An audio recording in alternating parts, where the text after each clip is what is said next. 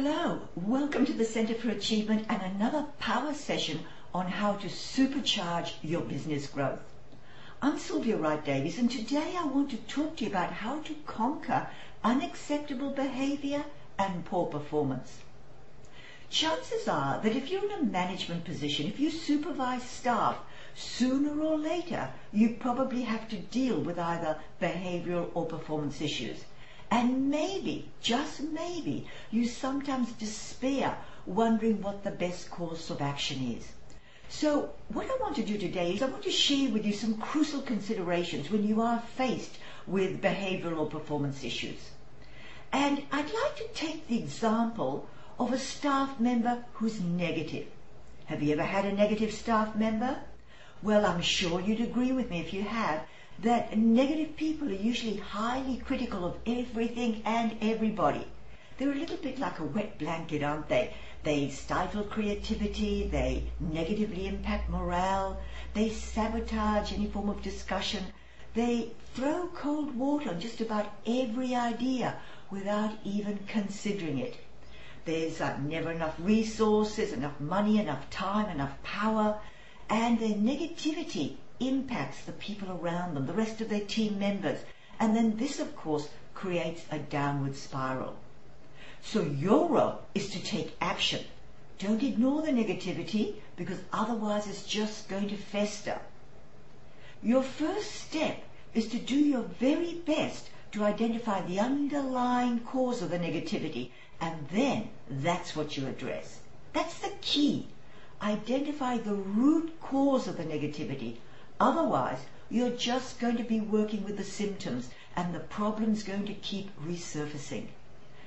Word of caution here is, when you are doing this, be careful not to make incorrect assumptions as to what the root cause is.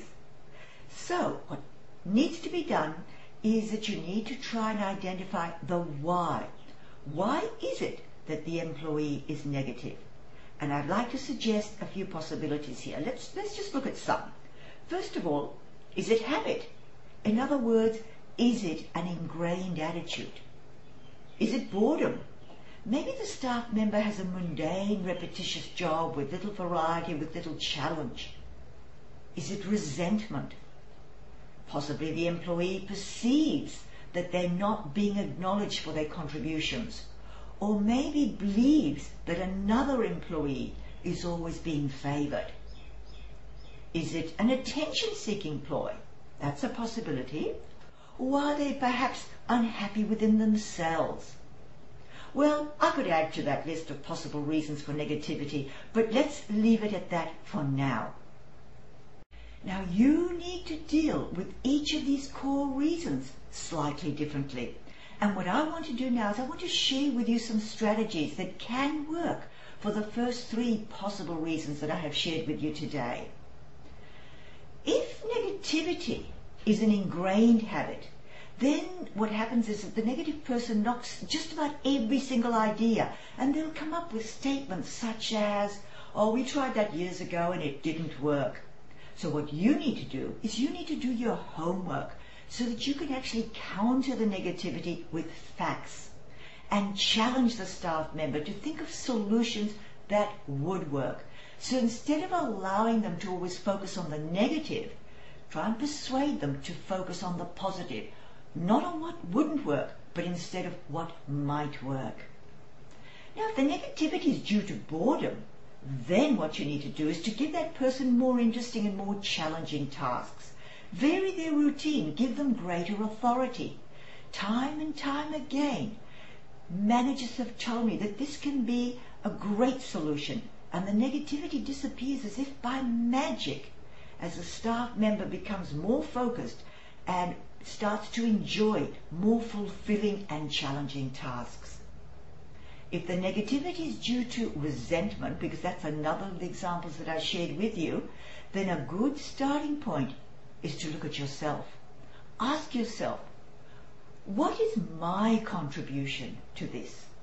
Just maybe you've been favouring another staff member, or maybe you've forgotten to acknowledge the successes of this person who is being negative. Either way, it's vital that you treat every staff member equally and that you do provide positive feedback and acknowledgement to that negative person. And sometimes that's the solution for you.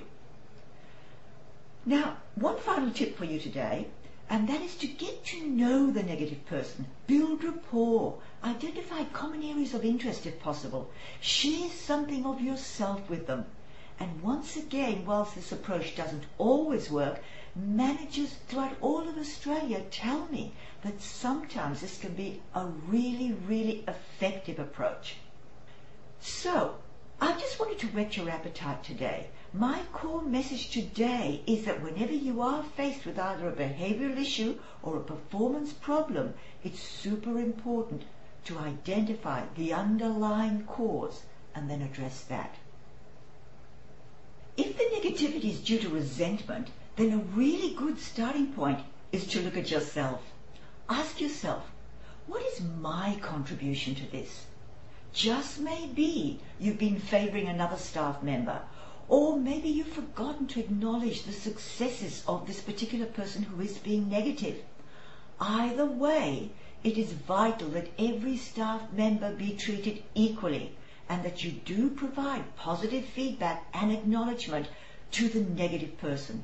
Sometimes that's the solution. Now, a final step is to take some time to get to know the negative person, build rapport, identify common areas of interest, share something of yourself with them. Once again, this approach doesn't always work. However, managers often tell me that this is a really effective approach that has worked for them, so it's worthwhile trying it. Rightio! Hopefully I've been able to illustrate the need to address negativity in a different way based on whatever the root cause is. So my message today is that whenever you are faced with either a behavioural issue or performance problem, it's super important to identify the underlying cause and then address that, not the symptoms.